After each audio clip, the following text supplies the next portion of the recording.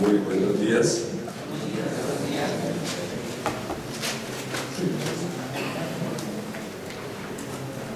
Muy buenos días para todos. Quiero expresar mi agradecimiento al coronel Javier Neira y a todo el cuerpo de directivos y profesores de la Escuela de Posgrado de la Fuerza Aérea. El tema que me ocupo pues, es un tema que es casi que una obsesión nacional, el problema del terrorismo. Afortunadamente las peores épocas del terrorismo pasaron ya para Colombia, pero los que peinamos más canas recordamos con horror aquellos finales de los años 80 y comienzos de la década del 90. De todas maneras es una amenaza permanente, es una amenaza cada vez más compleja en el mundo, es una amenaza contra la cual tenemos que desarrollar una batería de anticuerpos muy compleja.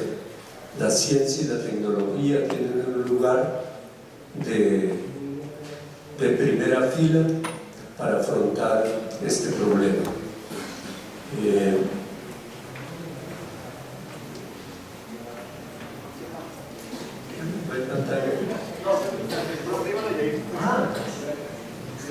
Si hubiera sido un camión de atropello.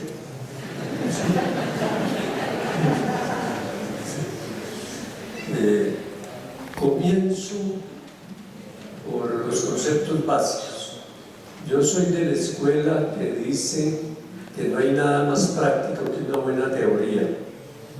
Cuando se trata de trabajo de inteligencia, como el que muchos de ustedes tienen que desarrollar, creo que conocer los conceptos básicos tiene una función orientadora muy importante para poder hacer el análisis de quién es el terrorista, qué propósitos tiene, cuál es su manera de operar, qué se propone, qué se puede esperar de un actor de ese tipo. Y comienzo por la literatura. A veces aprende uno mucho más en la literatura que en los fríos manuales de las ciencias que se ocupan de esto. Este es un párrafo de una novela corta de Lawrence Durrell, el autor del Cuarteto de Alejandría. Él era diplomático y estaba destacado en Chipre en la época del terrorismo de la EOCA. La EOCA buscaba, por medio del terrorismo, a forzar la unión de Chipre con Grecia. Problema que en términos geopolíticos era muy complicado, dado que en Chipre vive una minoría de origen turco y la enemistad histórica de oposición Turquía-Grecia complicaba todo, aparte de la posición geográfica de Chipre, que es importantísima para todas las grandes potencias que tienen intereses en el Mediterráneo. Y este párrafo tiene un punto muy importante, ahí donde dice: la tenue cadena de confianza sobre la cual se basan todas las relaciones humanas se rompe. Ese es el nodo, el punto nodal del propósito terrorista. El terrorismo no es una violencia que busque vencer militarmente a un enemigo. El terrorismo es una violencia extorsiva. ¿Y cómo logra el propósito de su extorsión? Rompiendo la solidaridad social, desintegrando las sociedades. Cuando en una sociedad está dominada por el terror, la comunicación se altera, la posibilidad de propósitos comunes, de tener unidad, también se rompe. Cuando se gobierna, por ejemplo, una sociedad por medio del terror, la gente no se comunica entre sí, los temas políticos quedan abolidos de la conversación y eso hace que nadie pueda ponerse de acuerdo para oponerse al dominador. Cuando ese miedo se pierde, la gobernabilidad se cae y hay ejemplos históricos muy interesantes. El caso del Shah de Irán, a quien no le falló nunca el aparato de fuerza que tenía, pero ya la sociedad era ingobernable, con 3 millones de manifestantes todos los días en las calles de Teherán, no tuvo más solución que irse. Y el terrorismo contra la sociedad o contra el Estado busca lo mismo, y es extorsiva, busca concesiones a su favor. Si no me dan esto, continúa la violencia. Aquí en Colombia recordamos cuando la gente pedía que le concedieran la abolición de la extradición de nacionales a Pablo Escobar.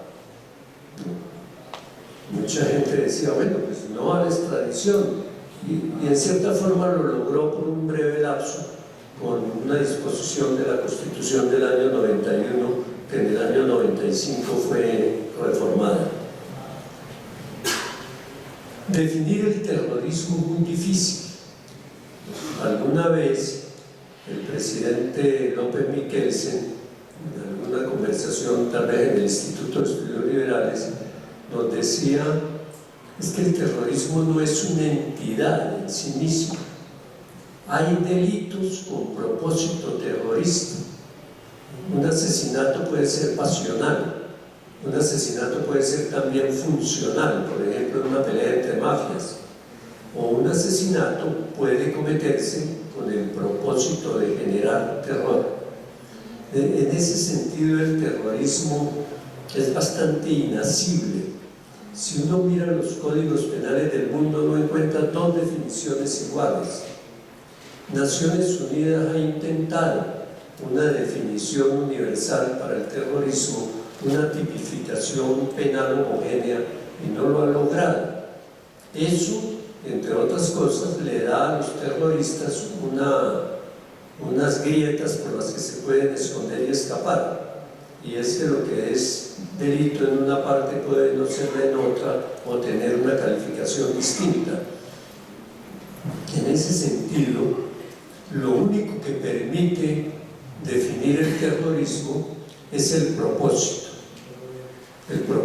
del acto que se comete, cuando tiene el propósito de generar miedos sociales generalizados. Entonces, para atrás. Aquí tengo una definición de terrorismo que, en gracia del tiempo, no voy a ocupar de todo el párrafo, no solamente de un par de puntos, porque el tiempo es tirano y creo que dispongo de una hora nada más, y una hora incómoda, porque es cuando ustedes están ya sintiendo que el desayuno fue muy lejos. Esta definición tiene una justificación. Richard Chasney es un profesor de la Universidad Hebrea de Jerusalén. Es decir, de un tema que es muy sensible para esa sociedad, no solamente por su situación actual, sino por un pasado histórico inmediato, que fue el de la Segunda Guerra Mundial.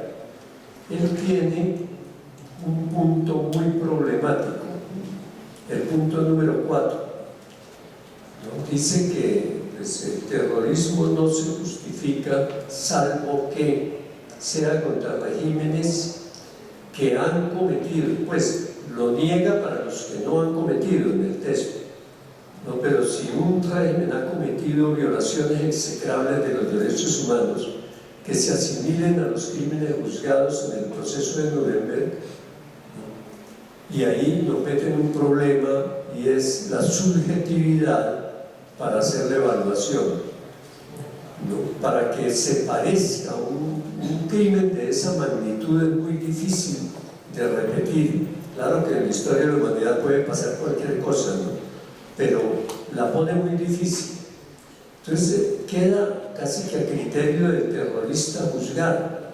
Dice, pues aquí no hay 6 millones de muertos que pertenezcan a un grupo que es diferenciable claramente dentro de nuestra sociedad.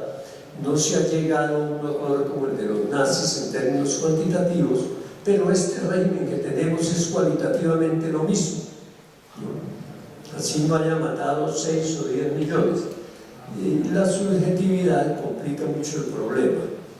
El otro problema ético que hay con el terrorismo es que quien es terrorista en una situación específica, en una sociedad, puede ser un héroe para parte de la población, un luchador por la libertad.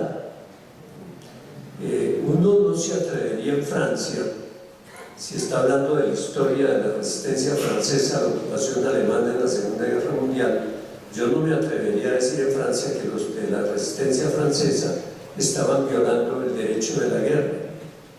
Posible que en términos técnicos sí, pero creo que yo no podría salir de ese auditorio bien librado, ¿no? Mínimo un ojo morado, pues, si llego a decir que la resistencia eran unos criminales. No tendría mucho sentido.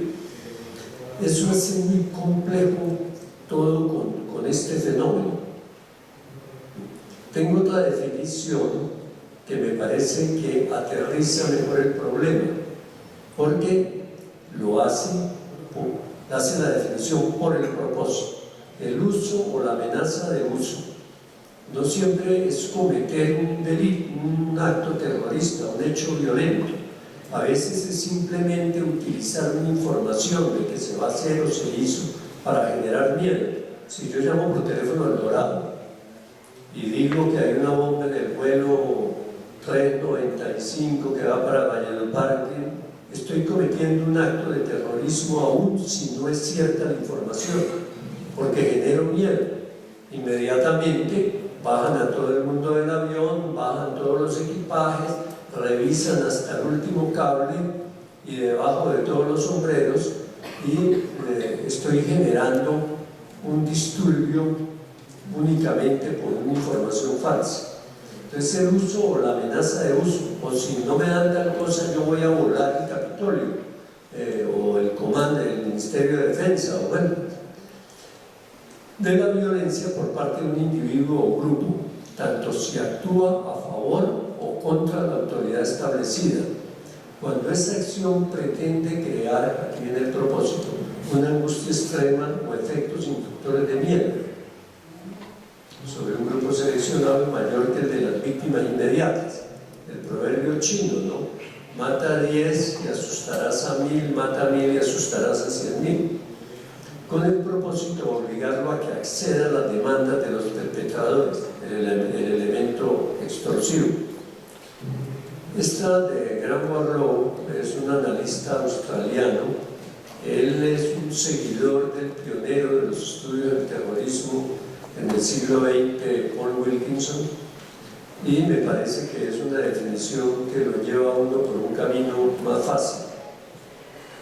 ¿Quién es terrorista? Bueno, creo que es obvio, esta no me detengo mucho, pues el que hace eso que vimos antes.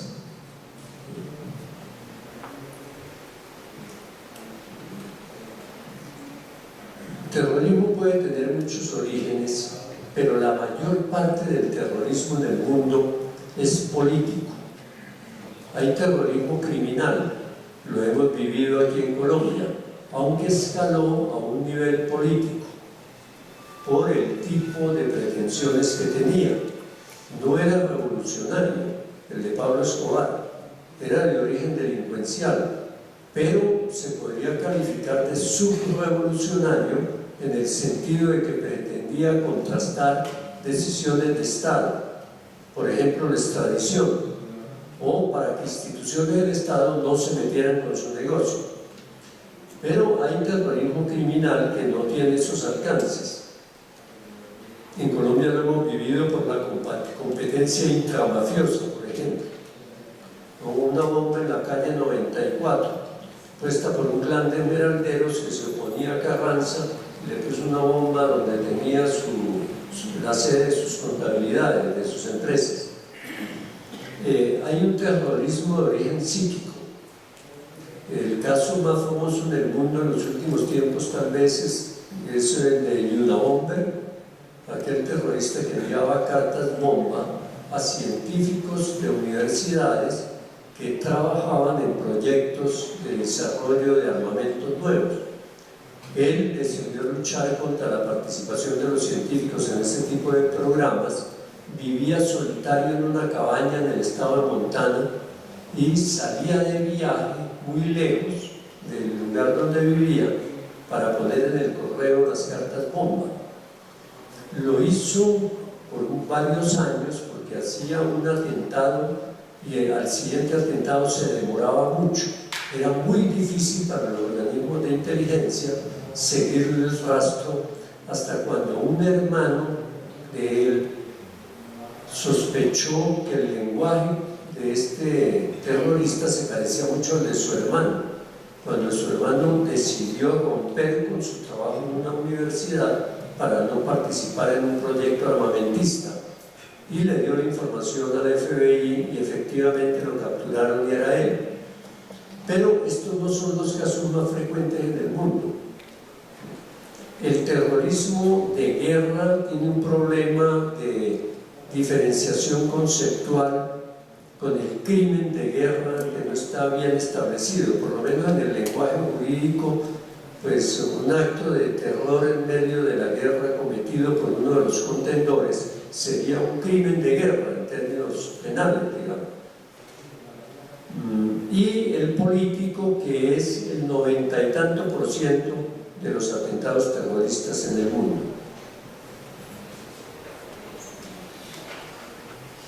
Hay terrorismo insurgente, hay el vigilante es el de los grupos que luchan por la conservación del statu quo.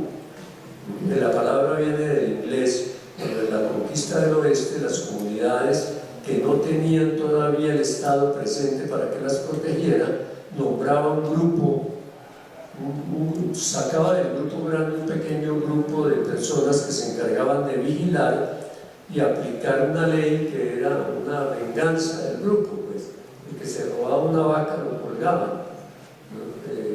Eso es que de ahí viene la palabra vigilantismo.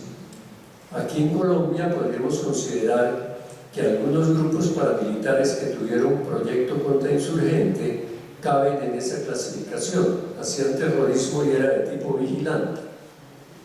El terrorismo puede ser una táctica auxiliar y en eso sí que tenemos experiencia. El atentado al Nogal, por ejemplo, lo hace un grupo guerrillero, una guerrilla que también combate, ¿no? Se organiza para combatir contra las fuerzas del Estado, pero que practica el terrorismo no como su estrategia prevalente, sino como una táctica auxiliar de lo que hace. Está el terrorismo como estrategia prevalente en el caso de la ETA. La ETA tuvo un entorno político, pero lo que era propiamente la ETA, la organización, fue puramente terrorista y solo se manifestaba a través de actos de terror. No hacía otro tipo de cosas como aquí la FARC o el ELN, únicamente actos terroristas. O la fracción alemana del Ejército Rojo, ¿no? o la banda, o llamada mejor banda Baader-Meinhof, que solamente se manifestaba por actos de terror. Hay un terrorismo estrictamente político y hay otro de las esferas económica, social y cultural, menos frecuente pero posible, y que puede tener vecindades y a veces traslapos importantes con el estrictamente político. El político lo podemos dividir en revolucionario, subrevolucionario y represivo. El revolucionario es el que más hemos conocido acá, terrorismo practicado por grupos que quieren reformar la sociedad, cambiar el Estado o apropiarse del Estado o simplemente derribar un gobierno. El subrevolucionario ya lo mencioné antes cuando hablé del caso de Pablo Escobar, que hace un terrorismo que no busca cambiar el Estado, ni siquiera buscaba tumbar un gobierno, únicamente eliminar unas disposiciones que se le oponían al negocio y paralizar unas instituciones, especialmente policía y justicia. Y el represivo es cuando lo hace quien domina, un dominador que actúa por medio del terror para controlar a la sociedad que gobierna. Las tácticas, pues, violencia terrorista con el propósito de promover una revolución política, siempre es un fenómeno de grupo. terrorismo político practicado por un individuo es muy escaso. Hay que escarbar mucho en la historia para encontrar algún ejemplo que se le aproxime. Por ejemplo, tal vez en Colombia, si hubiéramos podido saber alguna vez quién estuvo detrás del asesinato de Jorge Eliezer Gaitán, y hoy es 9 de abril, ¿no? 8. Mañana es el día de la fecha nefasta que a los colombianos se nos quedó grabada a fuego, ¿no? El 9 de abril tiene la culpa de todo. Siempre es un fenómeno del grupo. Tiene justificaciones ideológicas o programas revolucionarios. Tiene líderes capaces de movilizar a la gente en beneficio del terrorismo y se crean estructuras institucionales alternativas. Hay una organización, hay una codificación del comportamiento, tienen sus normas, sus reglamentos de conducta, de actuación, en fin, de definición de objetivos, en fin.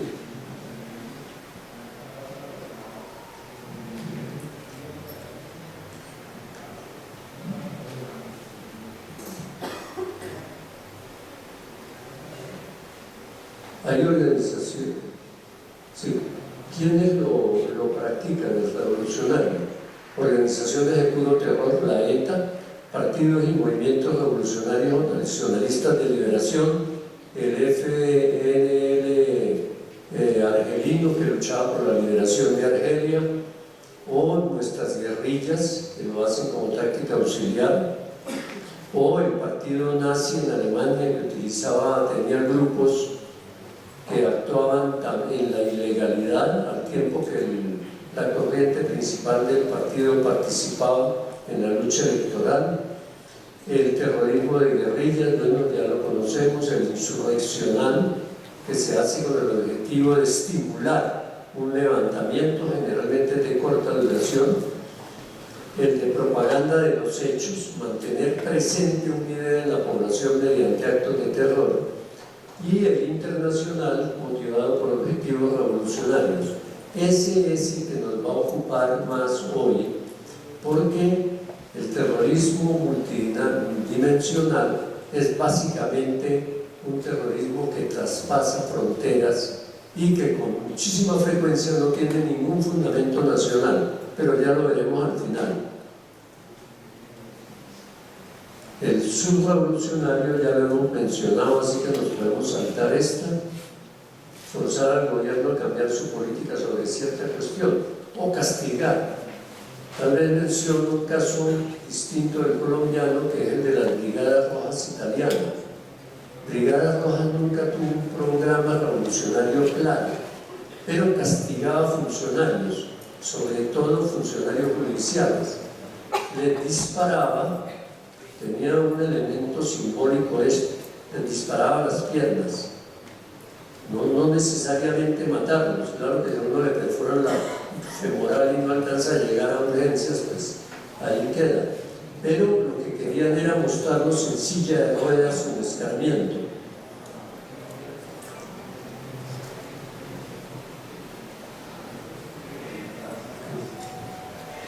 El sur, bueno, esto que ya lo habíamos mencionado.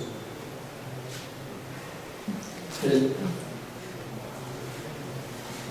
pasó?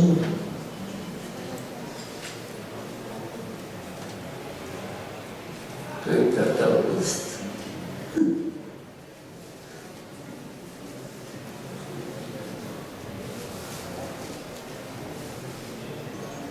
Es que se demora este un poco. Bueno, y ahora, ¿por qué volvió a eso?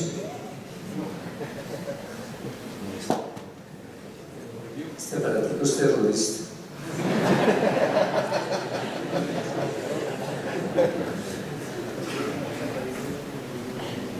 Estirar la pila. Más adelante. Más adelante. Es que está invertido. La flecha allá es para atrás.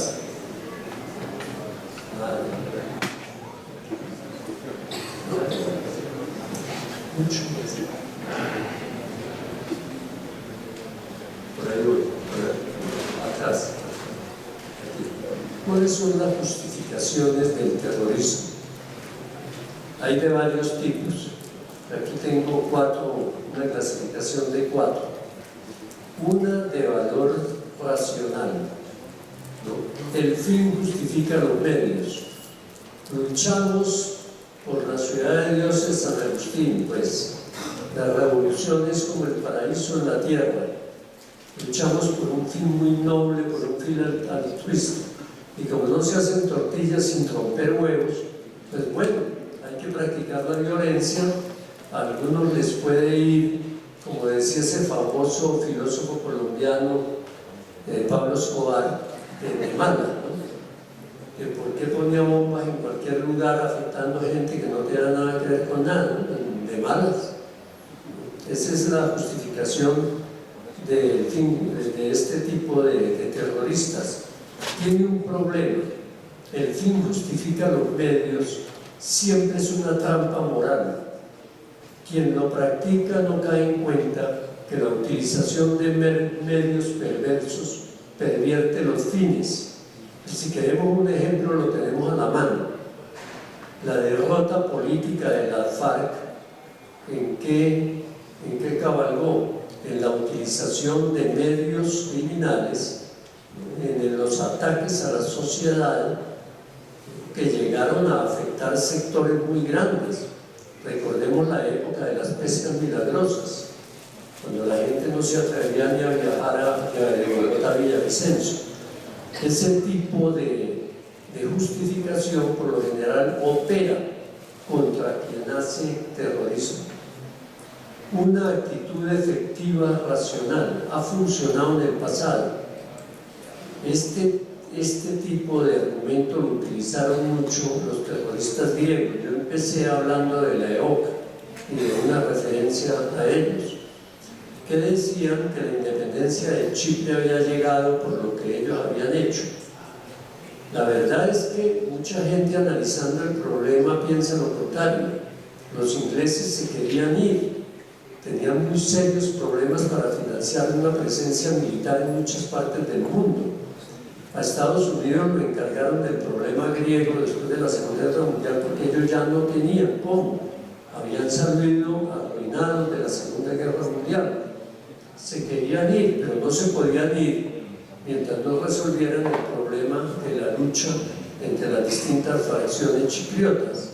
Entonces muchos dicen es todo lo contrario, pero nunca falta quien justifique el terrorismo porque ha funcionado, ¿no? En el caso de Argelia, pues los argelinos tuvieron simultáneamente lucha de tipo guerrillero y terrorismo. Fue muy importante, muy conocido el que practicaron en la capital, en Argel. Y hay una película que es La Batalla de Argel, que yo lo usaba mucho en mis seminarios sobre el terrorismo, porque aun cuando la tecnología del acto de terror es vieja, es de los años 60, en la práctica todo lo que es un grupo terrorista y cómo se recluta, cómo se maneja, cómo actúa y cómo actúa el Estado para combatir el terrorismo y los peligros de salirse del derecho y todo está en esa película, que me parece más ilustrativa que un manual sobre el terrorismo. Además que como obra cinematográfica es excelente, así que cuando tengan la oportunidad de conseguirla, hoy en día se consigue todo en internet. La Batalla de Argel es un estupendo documento acerca del terrorismo. Es un tratado de teoría del terrorismo. Ellos pueden decir que les funcionó. El asunto fue mucho más complejo. Francia había logrado contener a los rebeldes, pero estaba en una sin salida moral, incluso una sin salida moral con su propio pueblo.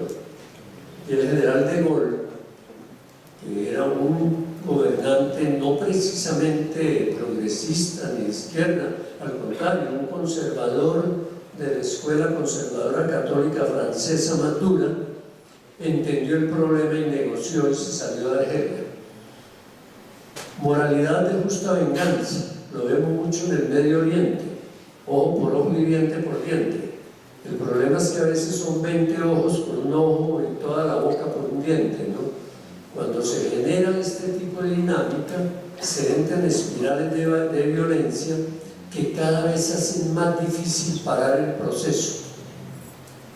El Medio Oriente es un buen ejemplo de eso. Se va formando cada vez una especie de lastre pesadísimo que complica mucho cualquier solución negociada.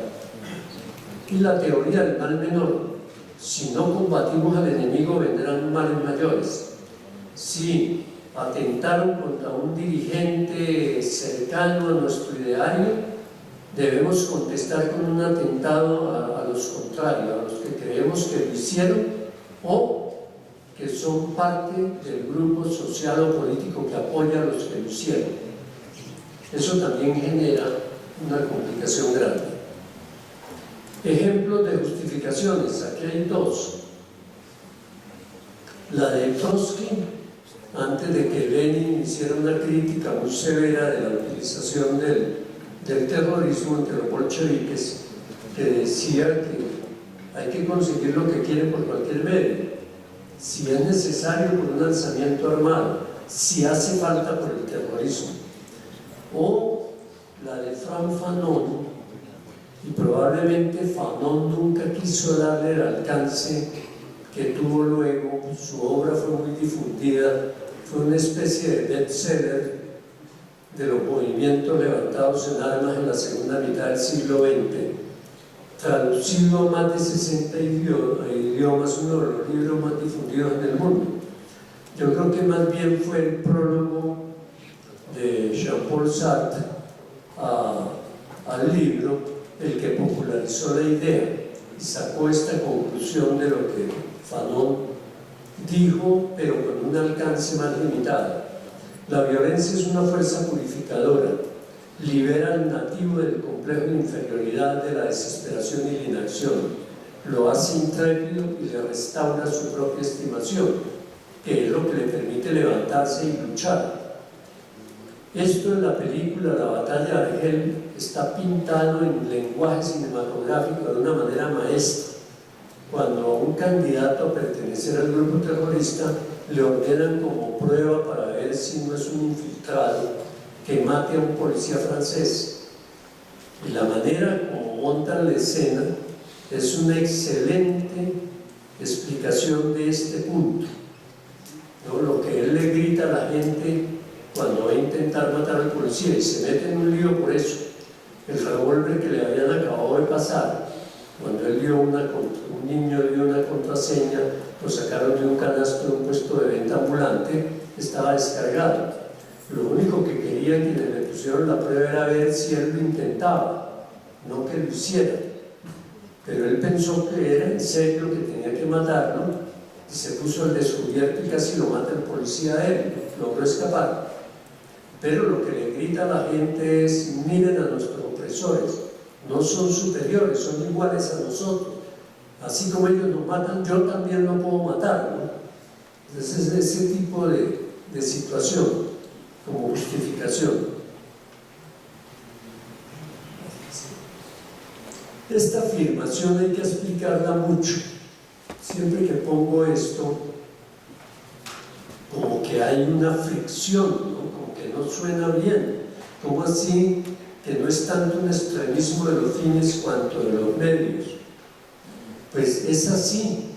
Hay grupos sumamente radicales, con propuestas de cambio social ultra radicales, que nunca han practicado la violencia. En cambio, grupos que no han tenido programas de cambio muy definidos han practicado el terrorismo.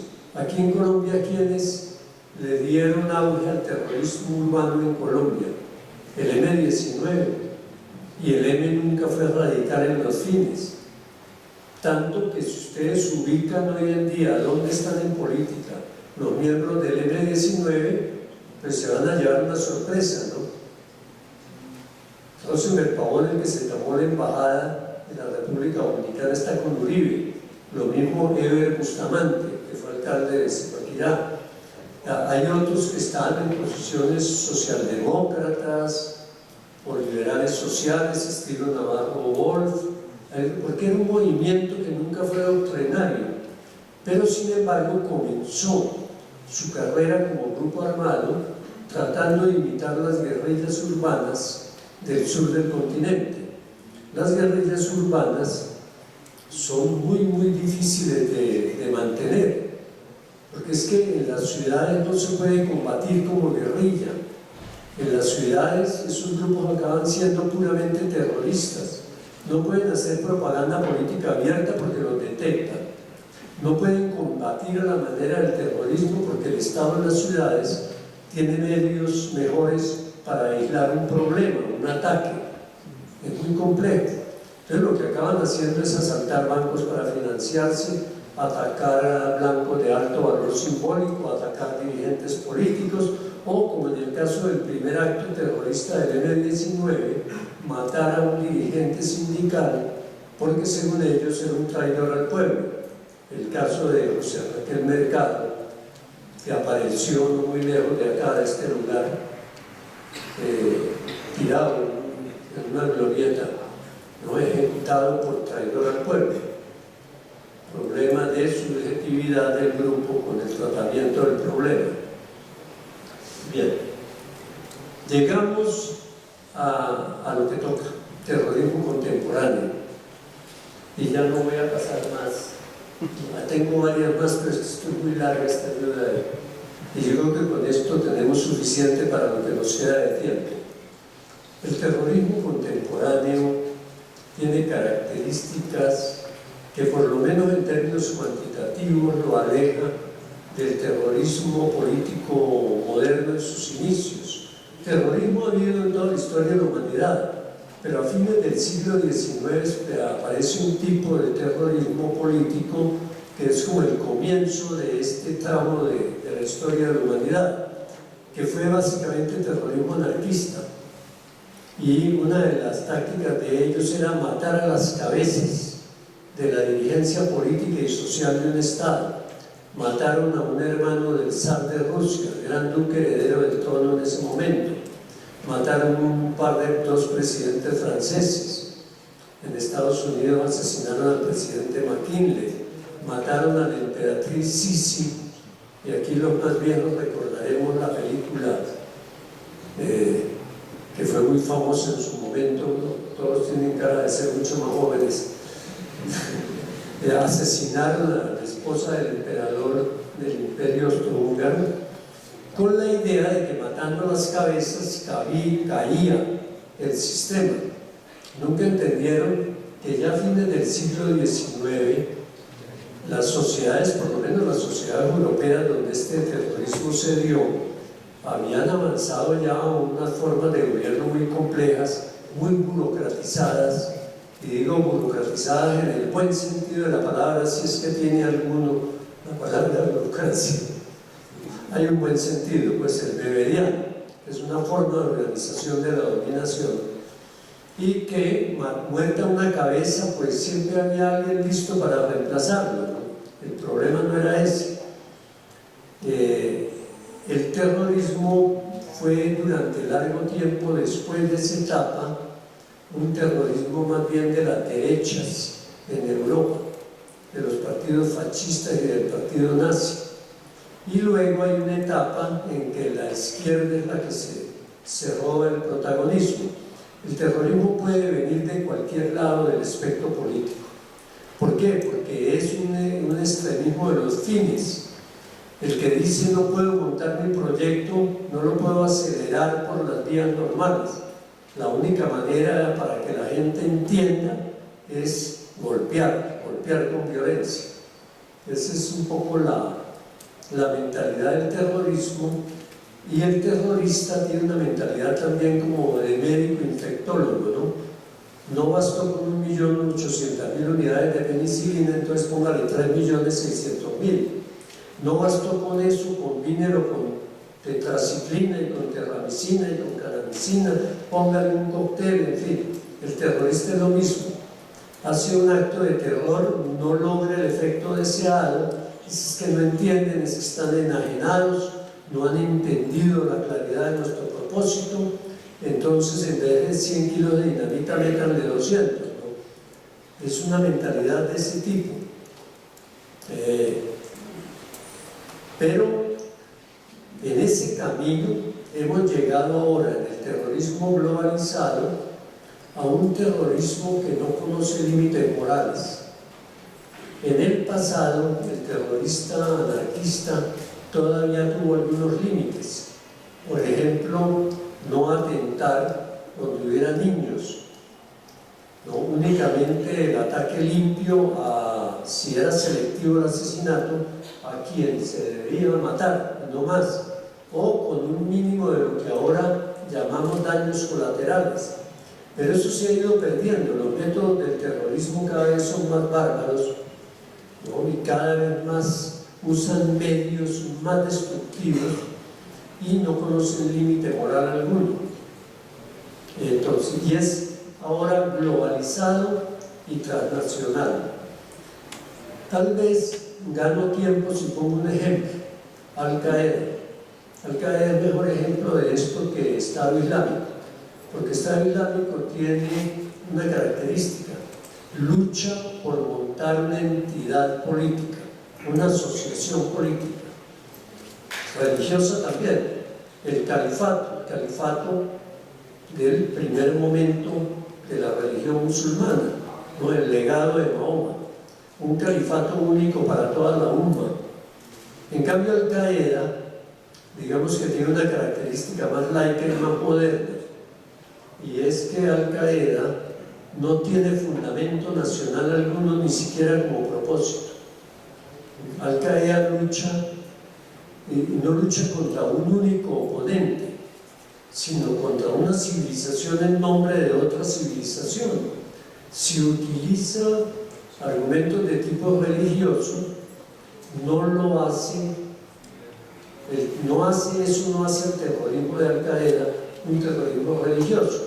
Esto puede servir para movilizar grupos en favor de lo que hace, pero típicamente es la reivindicación de un mundo cultural y étnico, bueno, no étnico del todo, que los musulmanes, el mahometanismo es una religión universal, también como el cristianismo, está por encima de las divisiones políticas. Lo hacen en nombre de una civilización contra otra. Casi que piensa uno que el que le dio munición ideológica fue Huntington, ¿no? Porque yo creo que de todas maneras ese tipo de terrorismo se iba a dar como lucha de una civilización contra otra. Nos han oprimido, les devolvemos el golpe. Sin fundamento nacional, no lo hacen en nombre de ningún Estado nacional o de una nación sin Estado, como podría ser el de los kurdos. No tiene fundamento de ese tipo. En Al-Qaeda había simplemente musulmanes, de todo el mundo musulmán, árabes, indonesios, pakistaníes, iranios, bereberes, etcétera, etcétera. Sin ubicación espacial, no tienen una sede. Es un movimiento bastante inasible en ese sentido y opera también de manera muy inasible, por eso es tan difícil para los servicios de inteligencia. Opera en redes. Algo que hizo de manera maestra Al-Qaeda, que ahora anda de capa caída afortunadamente, fue utilizar la información y los medios de información del mundo moderno a su favor. ¿Cómo hacía los atentados? Por ejemplo, el de Madrid en el año 2006 fue, el del metro de Madrid. ¿No? Ellos contactan a un grupo yihadista que tiene una ideología similar a la de ellos, pero no es parte de Al-Qaeda. ¿No? Lo contactan, envían 1 o 2 emisarios, nombres falsos, pasaportes del país que no es, en fin, ellos contactan al grupo, lo financian, lo entrenan, les indican qué hacer y desaparecen antes de que se cometa el atentado. Esos emisarios tienen una identidad falsa incluso para el grupo que va a ejecutar el atentado. Nadie los conoce, nadie sabe quiénes son, nadie sabe de dónde vinieron. El grupo que comete el atentado no se puede comunicar con el mando de Al-Qaeda, pero Al-Qaeda sí se puede comunicar con ellos. Así que seguirles el rastro fue muy difícil por mucho tiempo. Pero lo contactan, es una franquicia, digamos, para hablar en el lenguaje de McDonald's, le dan la franquicia para que haga el acto.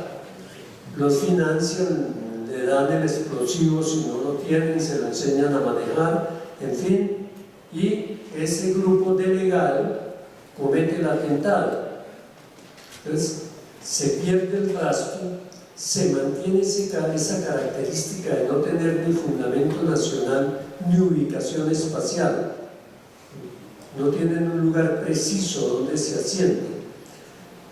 El último problema de este terrorismo, que lo hace multidimensional, y la respuesta de la seguridad tiene que ser también una seguridad fundamentada en un pensamiento y en una acción multidimensional, es que el espacio y el tiempo cambian de sentido.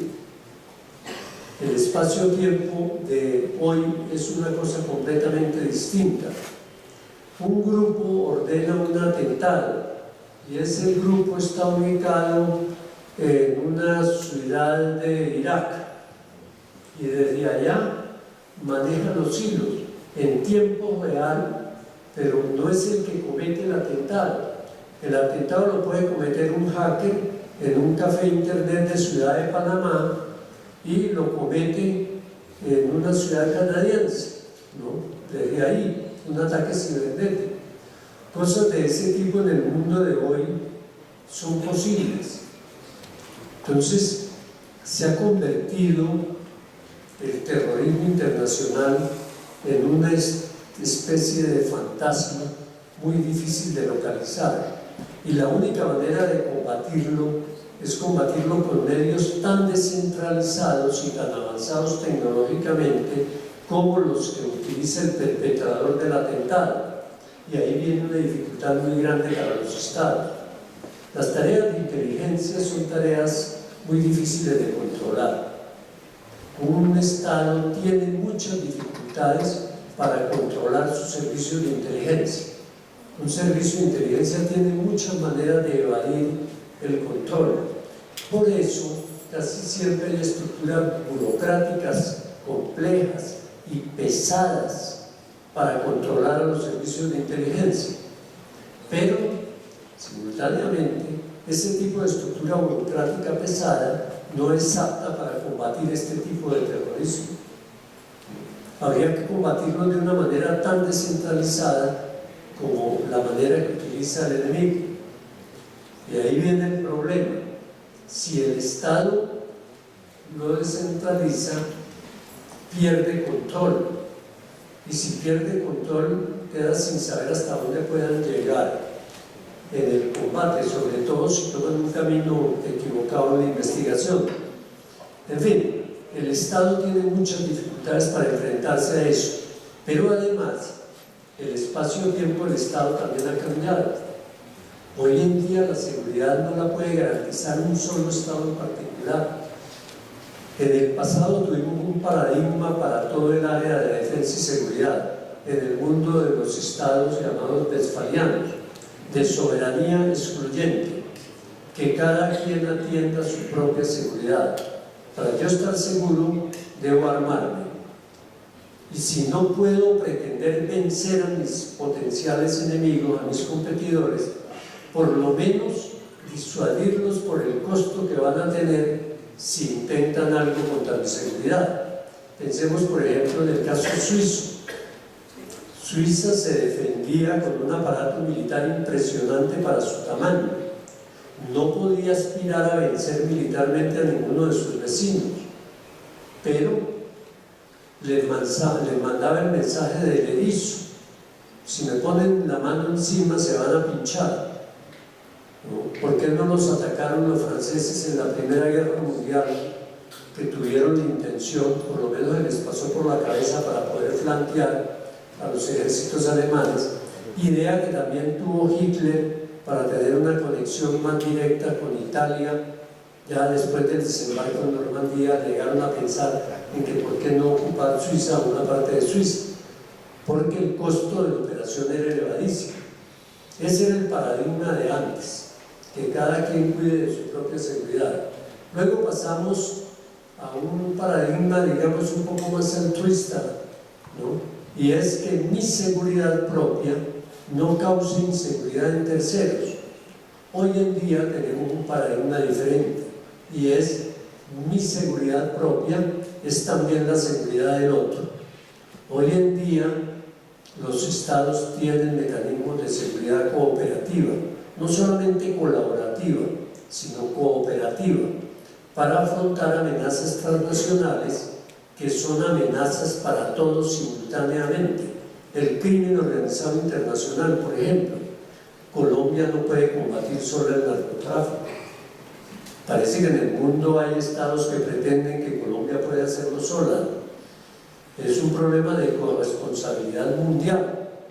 El terrorismo de este tipo, este terrorismo político descentralizado, no lo puede combatir un solo estado. Necesita alianzas muy bien hechas, muy complejas, muy bien dirigidas, y una compartimentación del trabajo que permita una coordinación efectiva. ¿No? ¿Por qué hoy, cuando uno va a la Escuela Superior de Guerra, ve tantos uniformes distintos? Porque estamos llegando a eso en América Latina, a esa tendencia mundial. ¿Por qué un buque colombiano el 7 de agosto va a patrullar el Océano Índico en una misión de una alianza que antes era típicamente norteamericana y europea? Porque el mundo de hoy es ese. Lo que pasa en Indonesia nos puede afectar, y de manera menos indirecta de lo que pensamos. Ese efecto globalización hace que el paradigma de la seguridad hoy en día sea ese: mi seguridad propia es también la seguridad del otro, y eso es lo que en el mundo vendemos. Entonces Colombia ha logrado un nicho para jugar ese papel en América Latina, ¿no? Y a veces fuera de América Latina uno ve que vienen aquí delegaciones de Nigeria a aprender sobre la experiencia colombiana, o que vienen delegaciones de Centroamérica a verlo o mexicanas para verlo del combate al narcotráfico, y simultáneamente nosotros vamos a Euroisme, un organismo de la Unión Europea, a trabajar problemas de ética militar, por ejemplo, porque todos esos temas se globalizaron y nos competen a todos, ¿no? Para usar otra palabra tal vez más dura que competir, ¿no? Todos nos conciernen, nos incluyen. Bien, entonces distancia y tiempo ya no tienen relación. El que comete el acto, el que lo ordena, incluso puede cometerlo a distancia, puede estar muy lejos, no importa, o puede estar a mi lado, ¿no? Pero da una vuelta grandísima, pero todo sucede en un tiempo que no tiene que ver con la distancia. Antes la distancia implicaba que las cosas se demoraban, ¿no? Mientras un estafeta a caballo salía de París a alcanzar a Napoleón, que ya iba de Polonia para Rusia, pues la cosa era complicada. Hoy en día no. Hoy en día en mi teléfono puedo hacer toda clase de pilaturas y meterme en líos, además, ¿no? Desde un teléfono puedo hacer una barbaridad en otro lugar del mundo. La seguridad tiene que ajustarse entonces. Ya me quedan apenas casi nada, pues. Bueno, la seguridad tiene que ajustarse a eso. También es una seguridad multidimensional. Hoy en día se borran las fronteras. Los conflictos de hoy, sean internos o sean transnacionales, son conflictos que confunden todos los principios que conocimos. El derecho de la guerra, por ejemplo, ¿por qué está en crisis? Porque la guerra cambió. Además, las fronteras entre la violencia, que puede ser clasificada como guerra, y la que no es guerra, es una frontera ya muy difusa, llena de zonas grises. Por eso también definir y distinguir tareas militares de tareas policiales es tan complejo, porque las zonas grises están por todos lados. Alguna vez, cuando salió el primer intento de tener un manual de derecho operacional en Colombia antes del año 15, uno que salió en el año 2009. Hubo una reunión en la Escuela Superior de Guerra y empezaron a hablar del problema de la tarjeta azul y la tarjeta roja, cómo se debían utilizar correctamente en combate contra las guerrillas o contra los paramilitares. Y yo todo el tiempo estaba ahí muy callado, y como me he caracterizado siempre por hablar mucho, a un general me extrañó, ¿no? Y me dijo: Arnaldo Botero, ¿por qué está tan callado? Usted no ha dicho nada, doctor, ¿qué nos propone? Le dije: no, pues lo único que se me pasa por la cabeza es proponer una tercera tarjeta. Dice: ¿una más?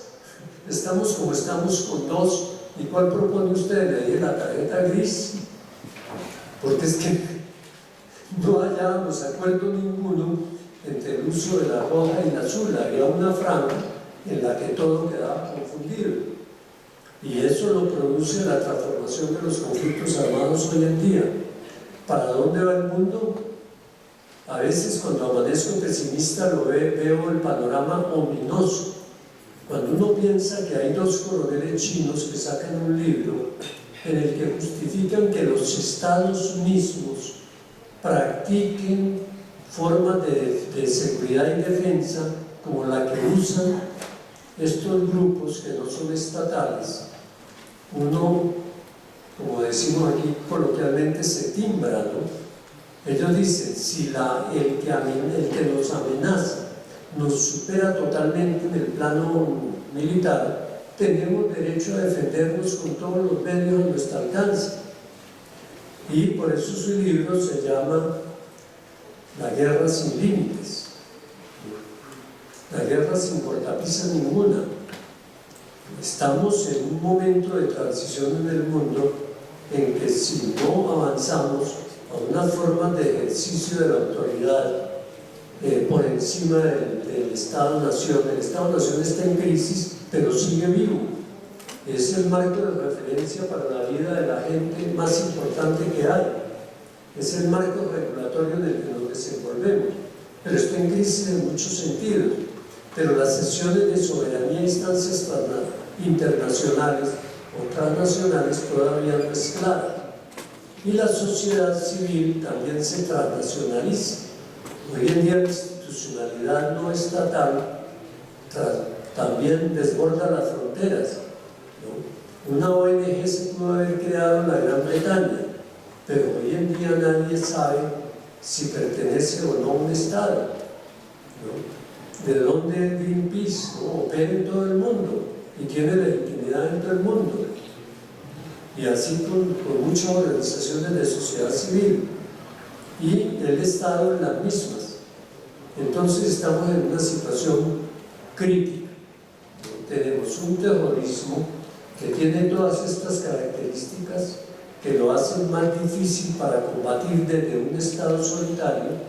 Es que es globalizado, es transnacional, es multidimensional, no tiene fundamento nacional, es ubicuo, ¿no? Vive en un tiempo de ultracontemporaneidad, en un tiempo que no tiene nada que ver ahora con el espacio. Y no es que nos metamos en un campo de la física, no estamos hablando del espacio-tiempo de la teoría de la relatividad, estamos hablando del espacio-tiempo en el mundo newtoniano, las distancias en el globo terráqueo y la velocidad al tiempo de las comunicaciones. Así que, como conclusión, yo lo único que les puedo transmitir es un montón de dudas, pero las dudas tienen propósito pedagógico porque generan problemas de investigación. Ahora, para una fuerza tan cercana a la ciencia y la tecnología como la Fuerza Aérea, creo que este es un bonito desafío. También el terrorismo se puede mirar a 36.000 pies de altura, ¿o no? Hasta más. Bueno, muchísimas gracias.